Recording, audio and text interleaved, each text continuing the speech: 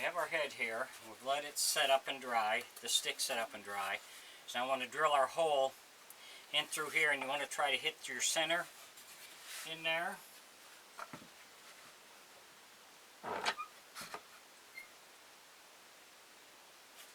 So we're going to use a 1/4 inch bit to do this.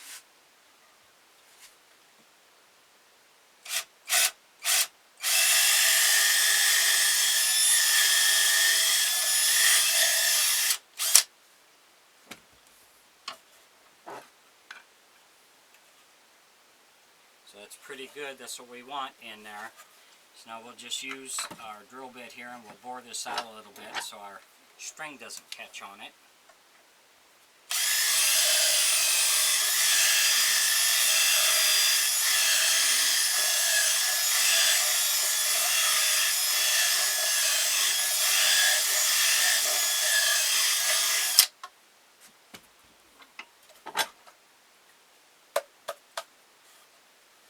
So we got that where we wanted on there.